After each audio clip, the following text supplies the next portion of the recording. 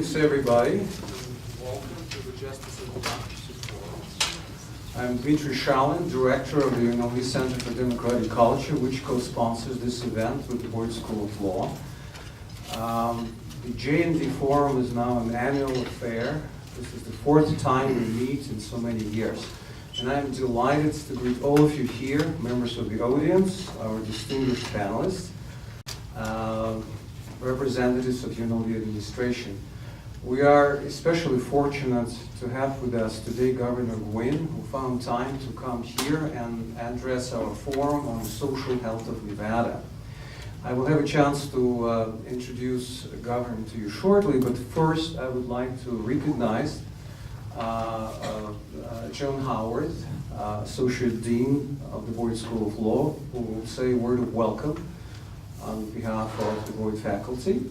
And after that, Vice Provost Michael Bowers. He's here to stand for Carol Harder. She sends her apologies. She's out of town in New York City attending the meeting of university presidents. Here's Joan Howard. Thanks, Dimitri.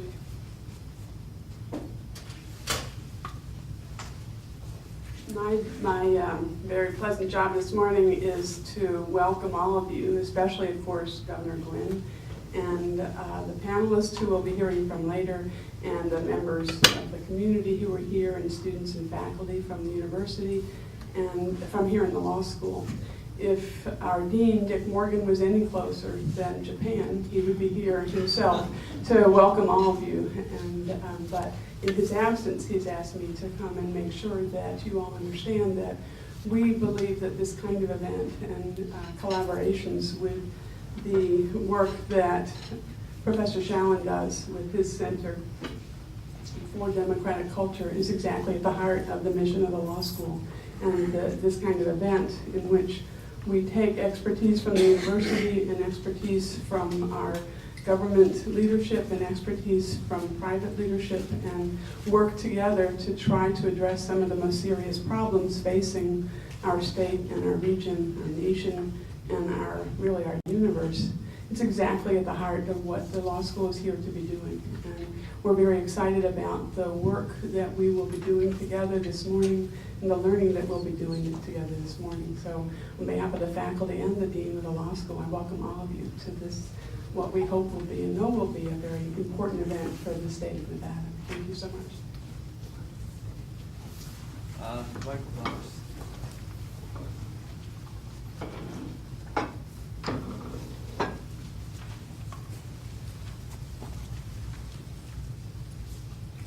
Good morning. As Dr. Shallon pointed out, I am Michael Bowers, Vice Provost for Academic Affairs here at UNLV, and I'd like to welcome all of you to the campus this morning on behalf of President Carol Harder and the UNLV community.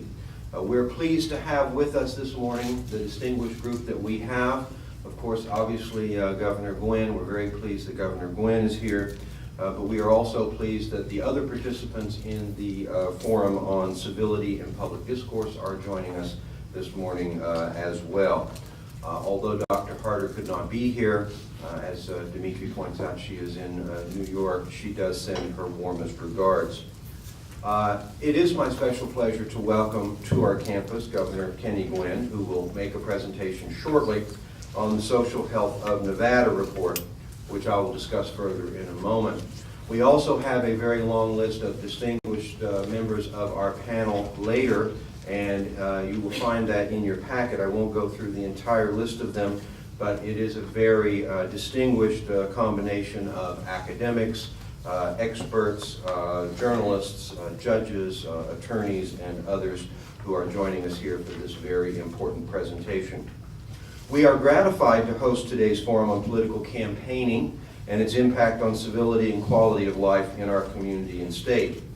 Through discussion by noteworthy experts, UNLV Center for Democratic Culture, the sponsor of this forum, seeks to shed light on these important issues of free speech and the realities of modern politics. Such forums are just the kind of exchanges we must have on university campuses as they engender dialogue on relevant issues and contribute to the improvement of civic culture. We are likewise appreciative of the governor's choice to deliver his address on the social health of Nevada here on the UNLV campus. It is my understanding that UNLV faculty from a wide variety of disciplines contributed to this report, which is the first of its kind in our state. Again, this is a wonderful example of university partnering on a project that seeks to achieve the greater good. We are delighted to participate in this process that produced this analysis of significant social issues that affect the quality of life in our community and our state. Again, on behalf of President Harder, we thank you for your attendance and participation and welcome you to our campus. The UNLV community is honored to host both of these events. Thank you.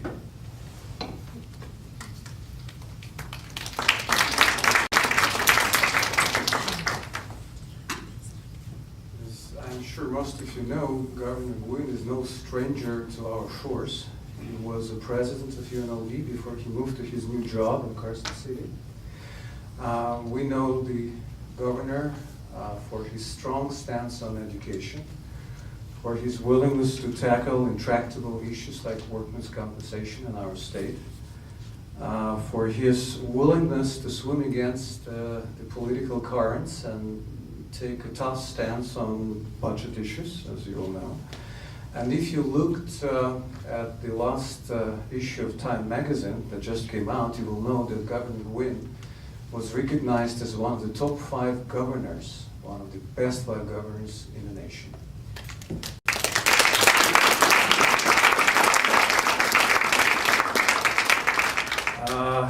I think it's telling that in our partisan age, when Nevadans are split on so many issues, they give their governor something like 60% of approval rating.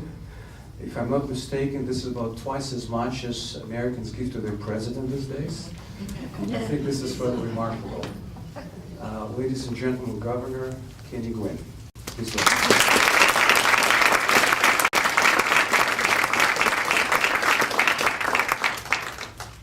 I want you to know I'm not too concerned about the Time magazine article because I think in this job you always have to be humble. And it reminds me of the time when they were dedicating the Kenny Guinn Junior High School. As you know, it's kind of legendary. I think I was the first living person to have a school named after him in the state of Nevada. And there's a reason for that. They don't want you to do anything to embarrass the student body, and that's very important.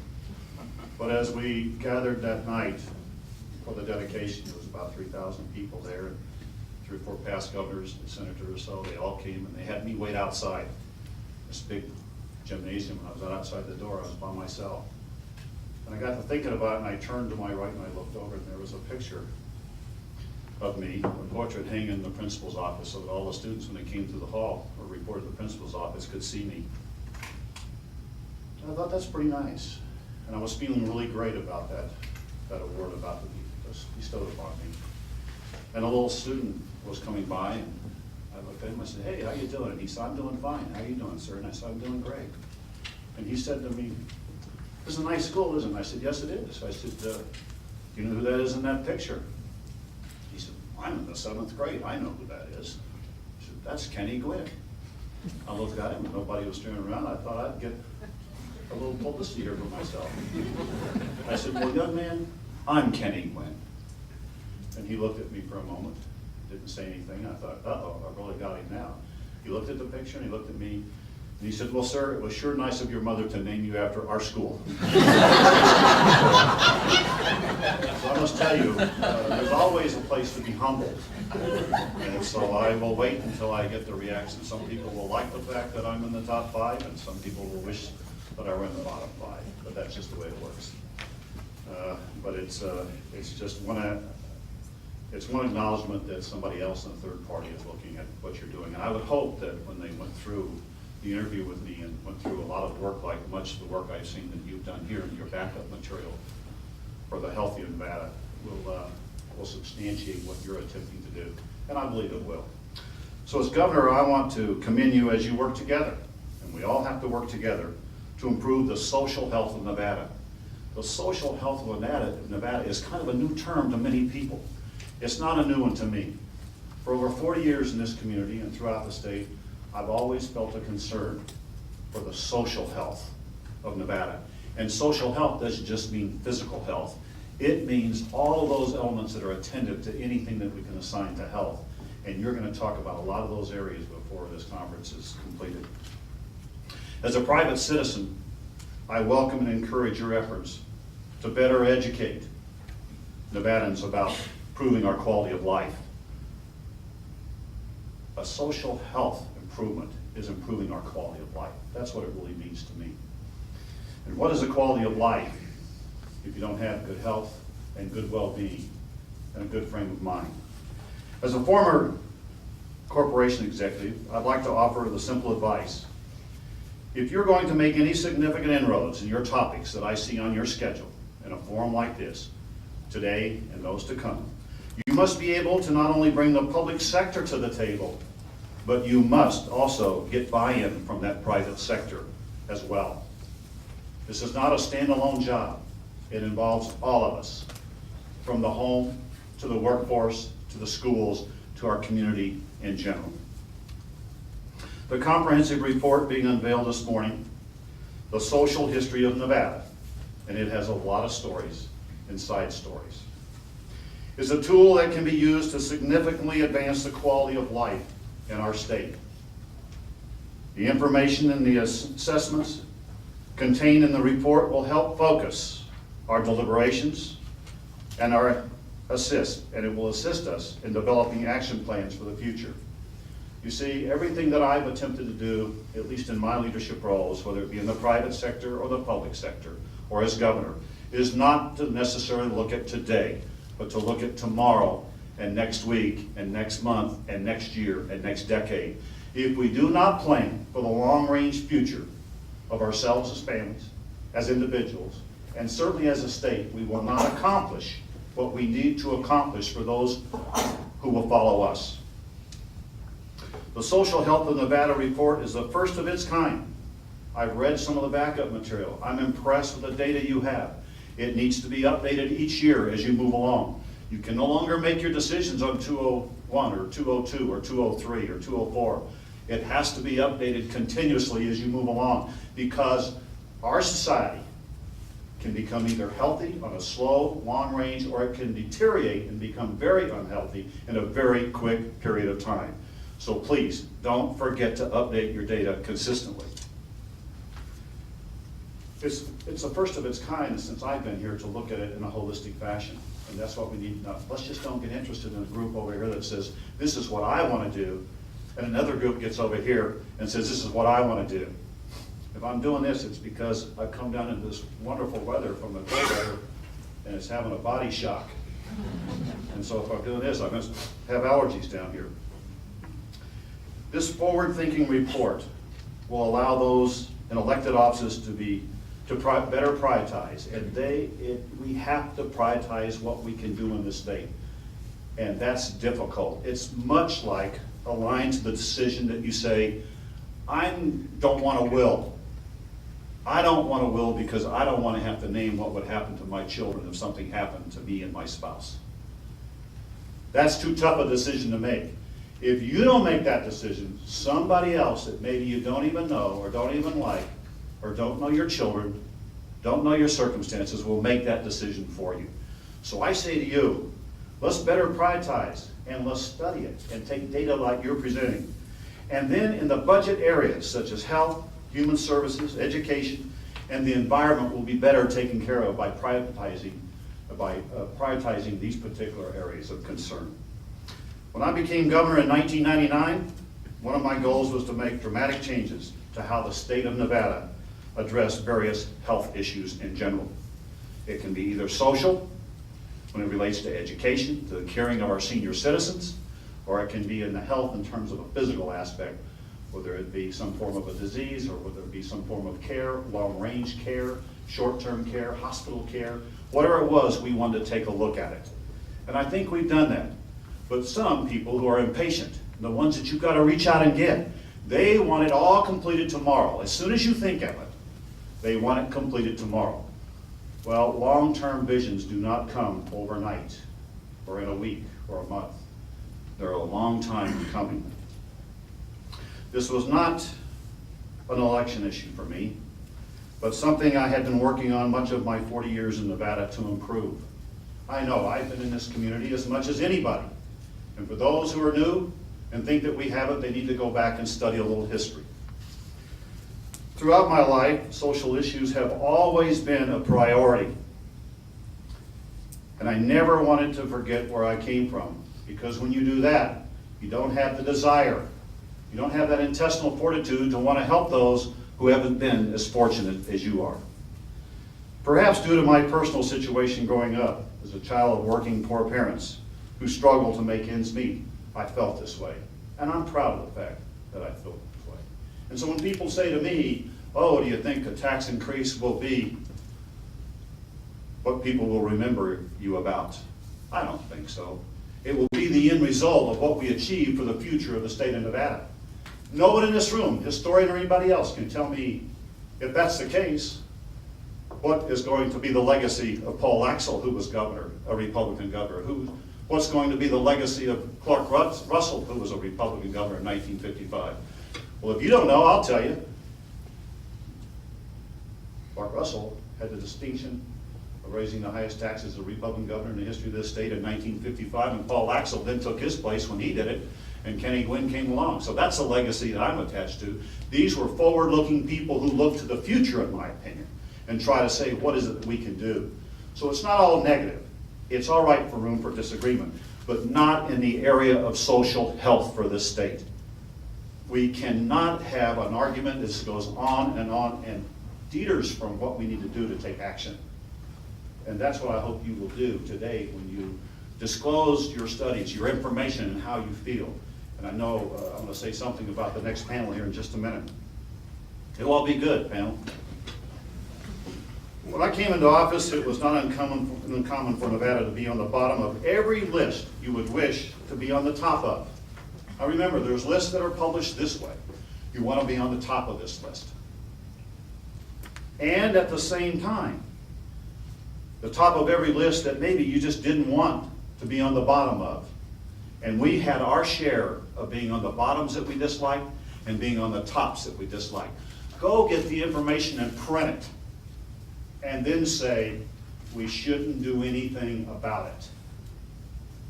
There's not a one of you who would become governor that would say that would be your solution to an issue that we're talking about here today.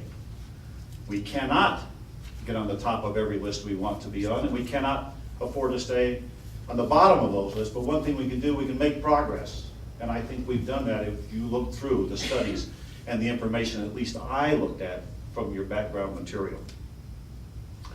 But certainly as Nevada is now moving in the right direction, and notice I said in the right direction, you cannot achieve this in a short period of 7 years when you have to do what we had to do over that period of time. Although we may not have met all of our goals and still face many challenges as we do in this state, and always will, when I'm gone next year, there'll be new challenges. There's new challenges that come up every single day. And if it's not created by us here in Nevada, it can be created on a national level or a worldwide level. So we're no longer at the mercy of ourselves. We're at the mercy of the entire world as we shrink this global aspect of everyday news. Every day, 24 hours a day, 7 days a week, we see everything that's going on just about in the world today. Changes have taken place over the last 7 years that if kept intact, I'm not saying they shouldn't be modified and they shouldn't be changed as you move along and maybe emphasized more in some areas and not so much in others. But it will continue to improve Nevada's national ranking in the significant social and health areas that you want to talk about.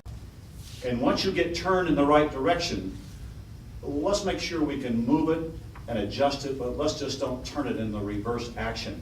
Because the issue that we're looking at here is how do we help improve social health in Nevada? And then you say, what does that mean to the people that we're looking at? What does social health mean to you in the state of Nevada? And if you're going in the right direction, either increase your speed, slow it down, turn a little to the left, a little to the right, pause once in a while, but stay on the path to improvement when you are rated in all the areas that we're rating, unless you want to say the ratings don't mean anything, they're all bogus, and we shouldn't pay any attention to them. But I don't think anybody in this room would want to do that. In many of the categories you will examine and discuss today, such as the study will come out, and certainly not on this form that you're going to have here in a minute, but you'll have talked about teen pregnancy, dropout and graduation rates, parental care and infant mortality, mental health, problem gambling, housing availability. Every one of these is a topic in and of itself, and you can't will it or wish it to be corrected.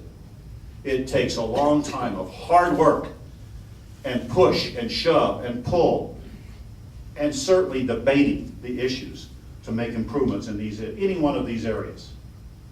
I know, because I can remember back in 1969 or 70, give or take a year, I'm forgetting the times now, but I can remember being on the cutting edge when I said, in this community, I will not stand by when a girl becomes pregnant and she has to drop out of school and can no longer complete her high school education or junior high and high school education. And people said, what are you going to do about it? I said, I'm going to take a school and I'm going to be sure we initiate a program and we open a school at those critical times for those young ladies who were pregnant to come to school and get prenatal care, to get health care, to get education and to continue their education, so once they had that baby, then each student and their families could make their decisions to complete high school. And you know what? That was a very successful school program. It was down in the old 9th Street School on 9th Street. What a great program that was. And when people accepted that, I said, people will accept all good things that are good for people. It worked well. But why should a young person who makes a mistake like that end up in a position where they say, because you did that, you can no longer finish your education? That was not good social health for Nevada. And so we made a change. And from that change, we were able to make a number of other changes that made a tremendous difference in the lives of many people. Now, there's other things you're going to talk about today that I think are just as important as some of these issues we're talking here, because it brings about and has a direct influence on the social health of many of our leaders, and many of our people who should be in the political arena, who won't get in the political arena because of what it means to them in their personal lives. And that's what you're going to talk about today. It was a very fine panel that you had here. I know these individuals, they're all good-meaning people, well-meaning people, and they want to see an improvement in these areas. But you're going to hear about the First Amendment and the limits of free speech. Those are all critical. We have to work under those rules. You're going to hear about law, ethics, and negative political campaign. I've lived some of that. I know what it is. How many of you remember any of the negative campaigns that went against me? Thank you, Jane Ann. I'm listening to radio one day. I didn't hear anything. I'm listening to good music. My kids called me and said, Dad, they're on the other radio show and saying that you beat mother up. You have spousal abuse. Well, when it all came down to it, that never happened. It didn't. They said, oh, we got him mixed up with somebody else that had a name like his. What kind of a civil process is that? And when that didn't work, they said, oh, he has a drunken driving records on the radio. I called the manager and said, did you just call the DMV? You can get a public record of drunken drivers if they've been. Well, no, we didn't do that. Well, why don't you check? Somebody called in and said, I know this man. He's got DUIs. Never had a DUI in my life. What kind of politicking is that to stop you from wanting to volunteer to do a job that hopefully you can do for the people of Nevada? I hope you talk about some of these things, and I hope you talk about the media who publish it without validation of it. That's just as serious. Mass media and civil wars and politics. You can put anything you want because you're a public figure. I don't think that's right, and I think we should talk about changing it. And if it's the truth, I say to you, print it or show it. But if you don't have a reasonable amount of proof, let's don't do that. It's too hurtful to our social health in this great state. And the uses and misuses of civility in the public discourse. I hope that the panel today talks about all of these issues and are truthful to themselves and truthful to you, because it's a serious issue. As governor, I've had the opportunity to address many of these issues. I've had I don't say it's an opportunity, but I've had exposure to most of the things you're going to talk about today. And I still know who I am and my family, my friends. And I think the general populace of the state of Nevada, they know who I am. We've really addressed many of these issues, but there's a slow process. I said in my first campaign that ethics was very important to me, and I wanted to establish, and we did, some of the things that Stacy Jennings does now. That department came about because we said we have to have more people, more money, and we have to handle these with a situation that will vindicate some of the people, or it will at least say to them, hey, we've gone through this process, and here is what we found from a third party, a neutral party. But a lot of the things we wanted to get there to make it have maybe more teeth in it, in terms of very obvious conviction of some kind, we couldn't get on through the legislative process. Didn't mean we didn't stop trying, but I don't know if you know this, but you go there, and if you're chairman of any committee, Senate, Assembly side, either one, and you don't want something to come out and get on the table, you have the almighty power to keep that in the drawer. So if we all got together and said we want this bill on ethics to come forward, if we can't get the chairman to bring that out and put it there, you can't get it out. Now, I served on the committee years ago to change that method, and I recommended that at least if the simple majority of a committee voted to bring it out, it should be brought out no matter what the chairman said.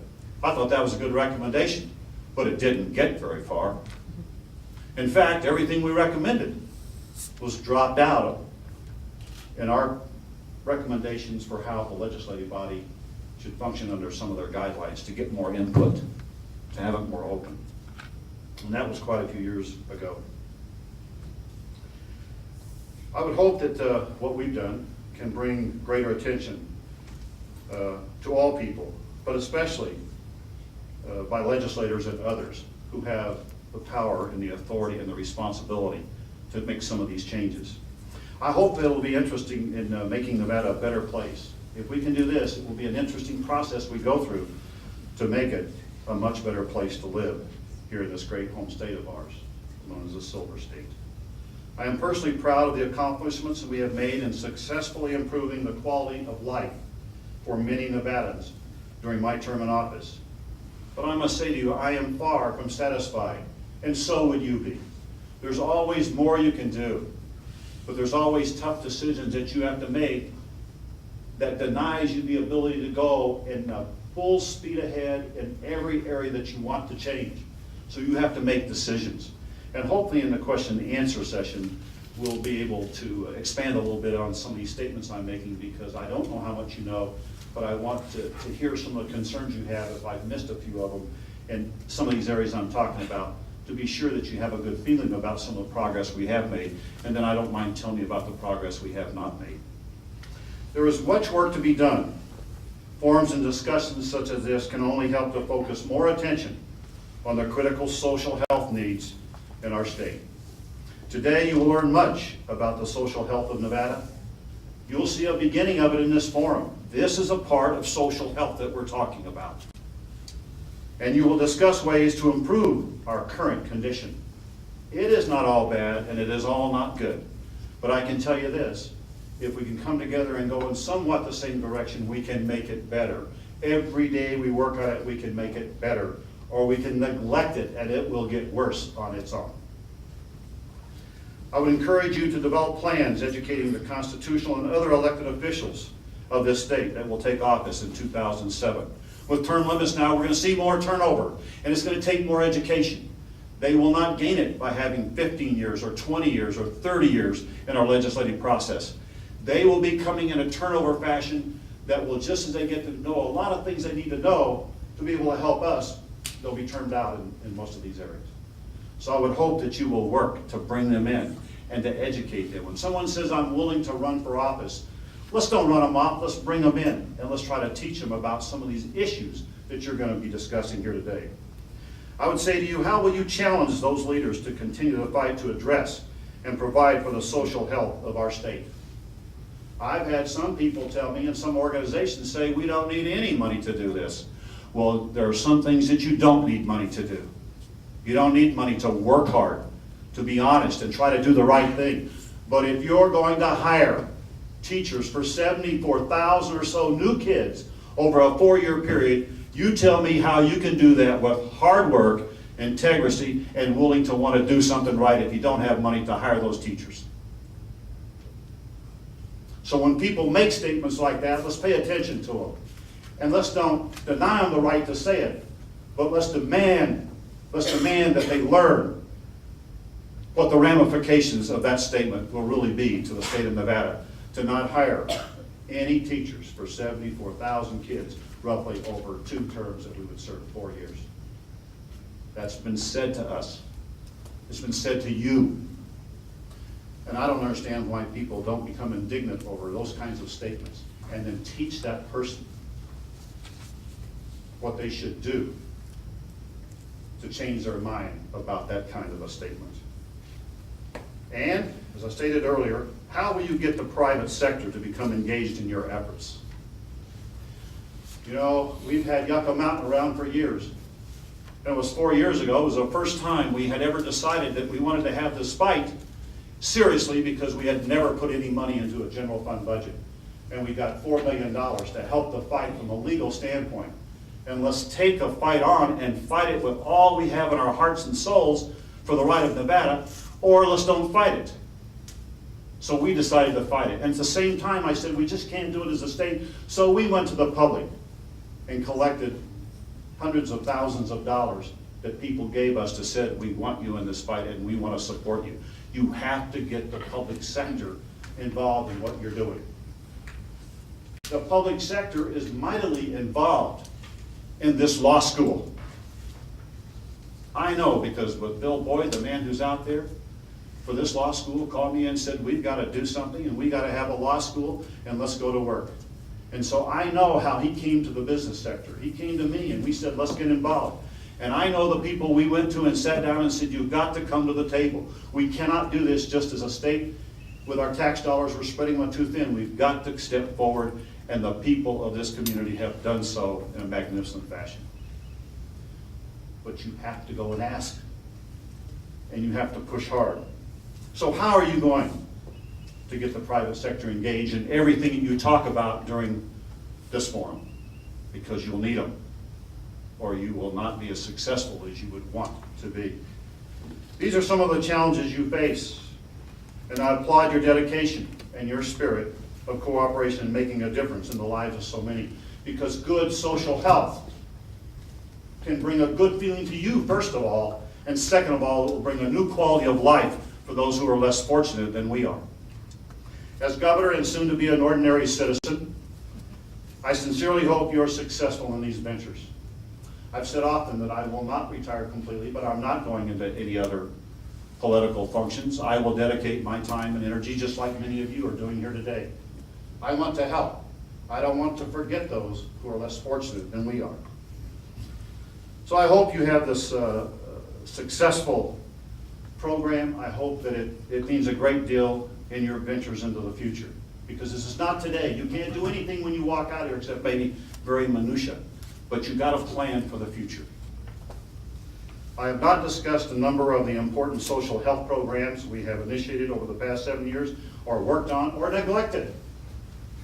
But I will be more than happy to respond to any of your questions regarding the important changes we have made to the well-being of Nevada, whether it be education, health care, prison reform, senior citizens, children without health care.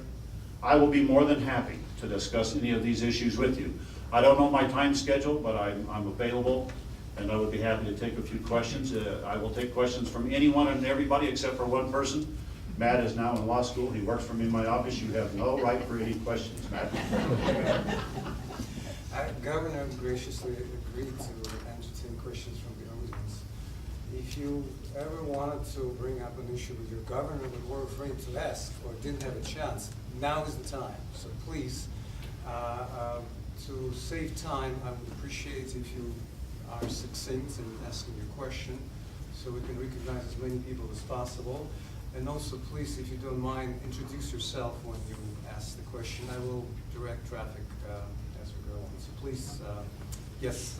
And also, anyone who's speaking with a microphone in front of you can press the button on the microphone, and that will be working for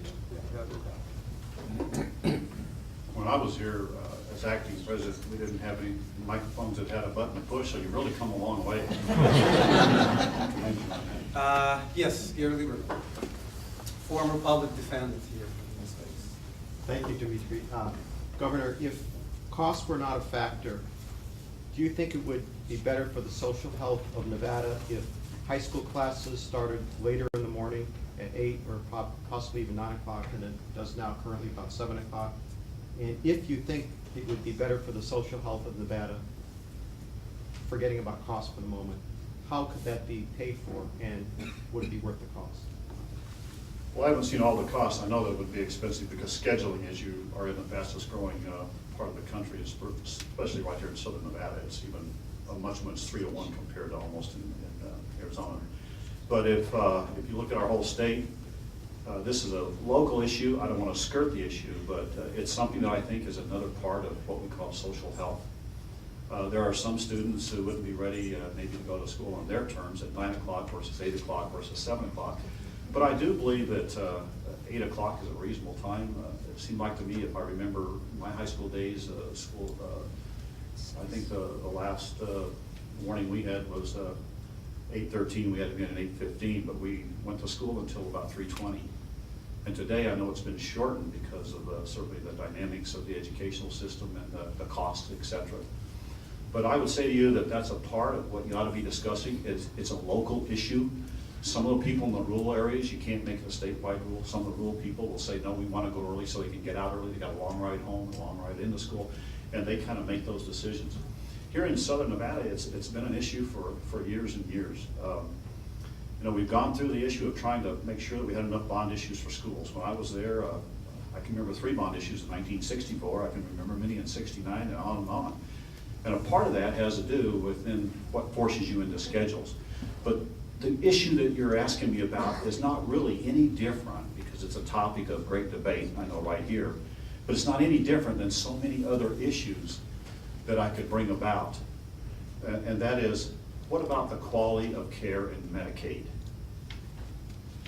I could ask the same question you just asked me. So that question that you asked should really cover virtually every topic that you've got, because there isn't enough money to go around for everything you want to do. And if you remember, I think I said something about let's get together and prioritize.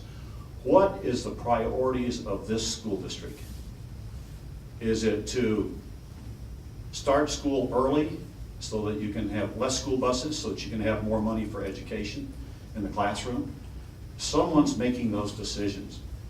But sometimes as outside agencies, we can ask a lot of good questions, and it might make them have a different view of it.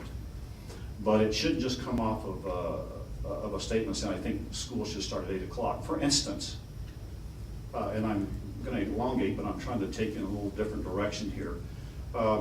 I can remember when it was a real fight in the Clark County School District during my superintendency.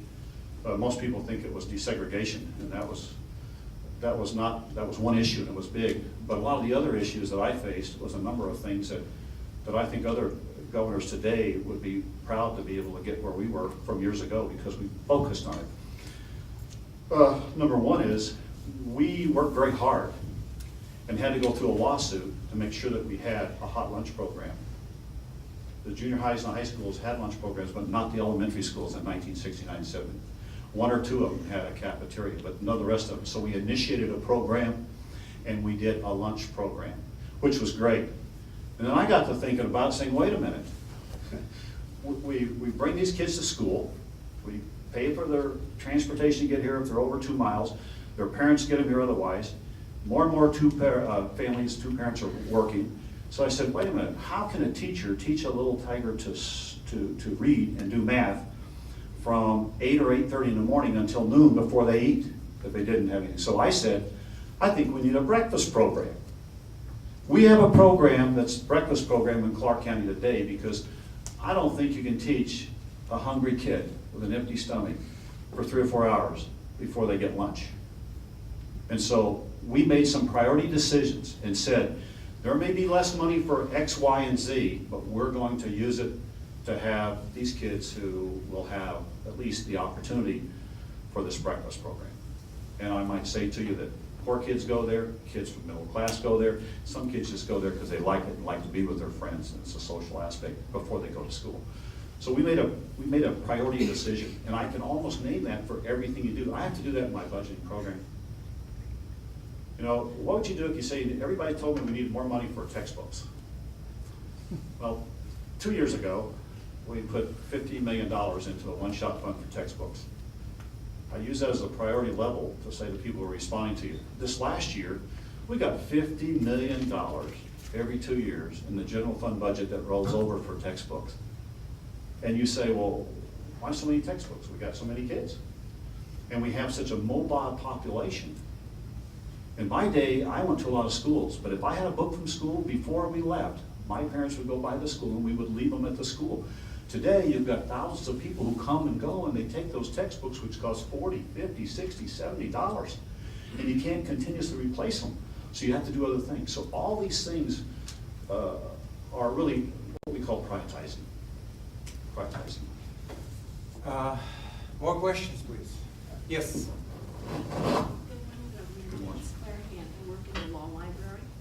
And my question is there any plan to put a reasonable cap on real estate mortgage prices so that they could be a little more affordable for workers and semi-professionals in the state? Not to my knowledge. It's a national level. I don't know that you could do that in the system we have at all. I think what you will see more of is what we had in the early 80s and up through a lot of part of the 90s. It hasn't been an issue here lately because the rates have been down. But you have what they call buy-down rates, and the government would have special programs. We started the housing division when I first left the school district, went into the private sector. I joined with the state to come with a state housing program for what we call then affordable housing. And we would put out state bonds tax-free, and we would give them to we would loan that money, who had to pay it back to the builders who would build houses. And if we had tax-free money in those days at 7% versus a 12 or 13, that's what the people who qualified got that for. So I think you're going to see more of that and on a national level, because one of the most serious issues you can have today, and I'm looking at it, and I think we have a good plan. And we're almost there. We only got one other place to go, and that's to pull the people in the Secretary of Interior with us, and we're almost there on housing. You can't afford, we don't have affordable housing now. You cannot pay $100,000 an acre for land and say, I'm going to build affordable housing. That builder, or you, whoever buys that land, got to build a house that's going to range over probably $450,000, $550,000, going to $600,000 in order to get their investment back and to be able to pay their debts. But I believe with all the land, and I introduced this in the State of the State message, I said, look, it is time for us to be creative. I want some of this land that's going into the public land disbursement. What happens now is we sell it. Big companies come in and buy it and build it up a price. Then they have all the land, 8,000 acres or so, and then they can sell what they want to individual buyers who've got to bid up the price. I said to them, set aside so much of this land for us, and let's put it in the state's trust. And we will have this money in the trust, and so when we go out and say to you as a builder, you come in and build this home, you don't have to pay any money for the land. The land will be free of charge. It stays in perpetuity with the state. And so when you get through, because now those lot prices are getting up to be $80,000, soon to be $100,000 of the price of that house. So I say to you, let the builder come in and build on that land, sell the house to you, but it does not include the price of the land. But the dream of owning a home and building some equity and capital is a very important issue for American families. So I say to you, buy it and pay for the bricks, the mortar, and the profit of the builder. When you sell it, if you want to, 5 years later, 10 years later, and you gain the price on the inflation or the equity that you have off of the bricks and the mortar, the land stays there, and the next person who buys it is paying less for that house than normal because they're not paying for the land. The land stays in perpetuity with the state. We've got the Bureau of Land Management who basically agrees with this. We've got everybody that we can think of. The city and the county's been very supportive of the housing authority for us. We just need one more area because they're trying to figure out, can they give us the land for free or can they sell it to us for a very low price? the lawyers are tied up on this now, so maybe the law school can encourage them to do what they ought to do. But that would be very important for this, and I don't know what's going to happen if we don't do that. I just don't know what's going to happen if we don't do that. Well, last question, and we're going to let you go here. I have personal issues, but the issue is with the police department and their abuse of their power and authority and not conducting their jobs. I mean, I could go on, but we had the police officer that pulled the lady over and then went off and had sex with her and let her go. But there's also things like down in New Orleans where Mr. Davis was beaten up by police officers with other officers standing right there. I've seen police officers park in fire zones so they could go eat lunch. Now, I was an ex-fireman from California, and that wasn't allowed. And personally, I've been pulled over for 2 hours in handcuffs. Well, I think, not to cut you off, but I think we all get the gist. Look, this is a part of the social health fabric of America. It's just not in Las Vegas. It's any place you want to look at and how you look at things. I think the most important thing for us to all realize is if you have an institution and they're not responding to these kinds of issues, then you should be extremely worried. We worry, but we can't be as worrisome about an individual who would do that, because out of thousands of employees, someone's going to react differently than most of us would in a good form. So the system has to be monitored enough so that there will be some action taken. And that's a part of what I think you're going to hear from the individual here today in terms of these rights. I think America has pushed very hard. Now, it doesn't always solve the issues. But look at the Iraqi war. Whether you're for it or against it is not the issue here in this discussion, but it would be prison abuse. I think when they find out action is taken, at least from the news media that I see, that's embedded into these areas. So I give everybody credit. We used to not have that. We had no embedding in World War I or II. And so we don't know what happened there. We've seen movies and history channels and other things. But today we pretty much know in a big part of the areas of what's taking place because of what we see on our televisions and reading our papers. But that's why it's so important for them when they're guiding all of us and telling us what it is. It's got to be truthful. It's got to be fair. And that's what I think you're looking for in something like this, because it can happen any place and every place. The strength of the institutions, and Nevada is an institution, is how fast we can respond. But it's not just in the areas you're talking about. It's when you have a senior citizen who is in a convalescent home, that we don't reimburse enough under Medicaid that they can't buy new sheets, and they're required to hire and higher profile people that takes less and less money for the care of those individuals. What action do we take? I can give you examples where we took some serious action in those cases for funding, so that we first eliminated the source of the problem, and then if it continued, we took action for any of those people regarding their licenses. So there's all kinds of issues, and I wish we had more time to talk about it, but we truly don't. I want to close just quickly without another question, just say to you one example. What would you have done if you became governor and you looked at our educational system and we had a 37% percentage of our kids going on to college and only 17% of them completing college? You know, what would you have done? Would you have done nothing? I think we had to do something, and I think we have been doing something.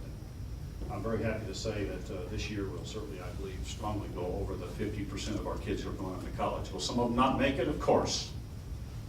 We don't print how many people in journalism school drop out, and we don't print how many policemen and firemen who start that don't drop out, but we print how many go into a program. But I'll tell you, our retention rate at both UNLV and UNR at the university level has come up tremendously, and I commend them for that. It takes time, it takes effort, but for every one of those young people we help who is educated to go into society will be an interesting subject for us to look at because of what they'll do to give back. I know what education has done for me, and I hope you know what it's done for you. So when you look at the things that we had to take some action on, I think it was very important.